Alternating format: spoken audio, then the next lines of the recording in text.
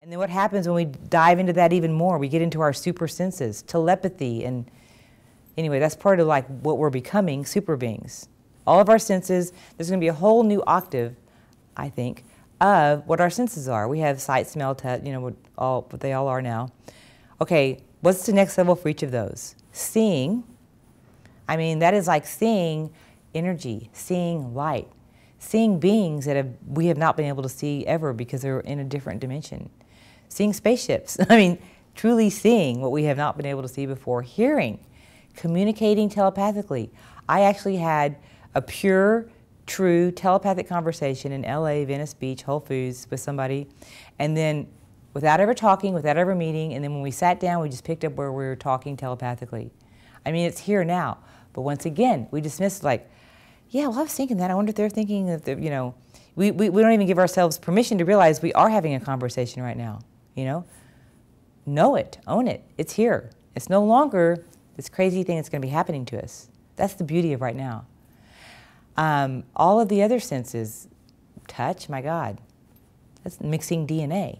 Touch is, you know, that's like a whole new area of sensuality among beings that we're moving towards. The whole idea of touch and the whole idea of sacred marriage, sacred union. You know, we're taking that whole idea of interpersonal communication, touching intimacy to the level where it transcends to divine areas, accessing the divine through touch. It's here, it's possible, it has been through a lot of the tantric masters. It doesn't need a tantric path. It's available when you open completely to someone and there is that sacred fire and the kundalini unites. What are the other senses? There is, am I leaving any senses out? Smelling? Smelling! Guess what? A portal to another time and place. You can actually time travel with smell. We do it all the time. You smell something, you go, oh my God, I'm in my grandmother's kitchen and she's made that rhubarb pie and cows at the window and, you know, right? Portal, travel, traveling to other dimensions. Am I leaving any senses out? Touching, smelling, feeling, okay. Oh, taste. I only have one for that. Taste is just good. Just good stuff, okay. Anyway, that all leads me into the 11-11-11. Being in Sedona a couple of days, I got to go to some activations, and I just want to share with you because it was so powerful, you know, if you couldn't be there. First of all, I was guided to be there, and apparently there were 3 big portals on the planet that were opened. One was in Peru, Lake Titicaca, which was the site of the original Mayans. The second one was in, ready, Arkansas, where a giant crystal bed underneath the earth mouths up, and there's some, I forgot the city in Arkansas, but doesn't that sound weird?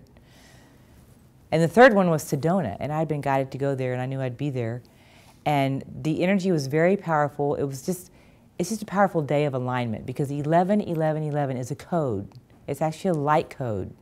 And what this is all about is these new light codes that we have access to. And when we say the activation, they were activated. So certain things beyond my knowledge of explanation came into alignment for activations to happen. Was it the 26,000 year this, the whatever?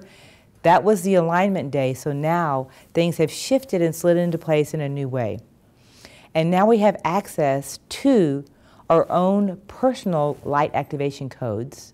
A lot of them on the planet, we don't need to do anything. You don't need to be with the guru or this. You didn't need to be in Sedona. But a lot of us, those codes have been opened and activated. And you'll be noticing shifts in your consciousness and how you live now, if you have the art of noticing. And some of the ways they show up are being aware of your super senses, interdimensional travel, understanding that the new language is the language of light. And the new way of being as a shift from human consciousness is to holographic beings. That's what I call super beings.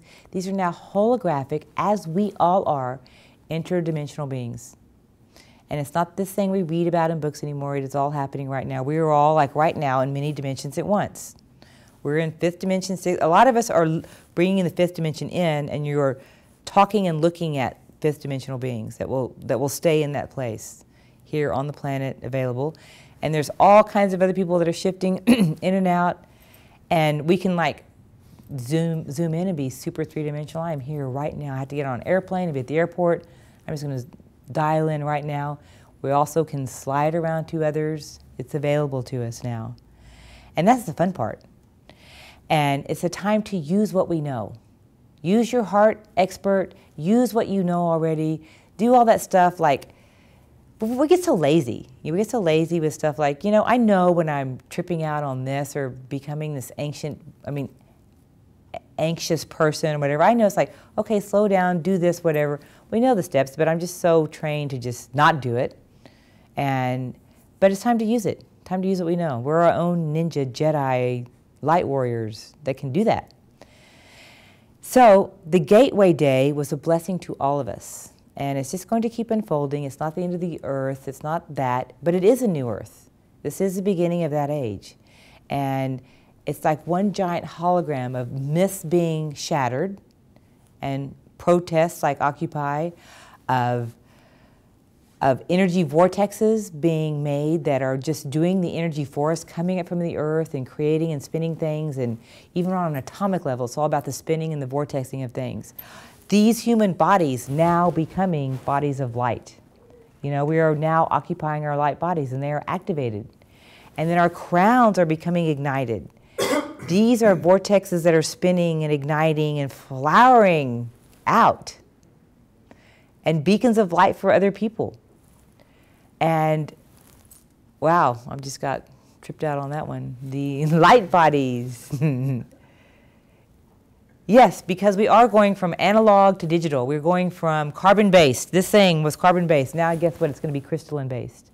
The study of crystals. Crystals are conscious things. This wand right here it's actually a weapon and a tool, and it's embedded with crystals inside for focusing intent and for protection.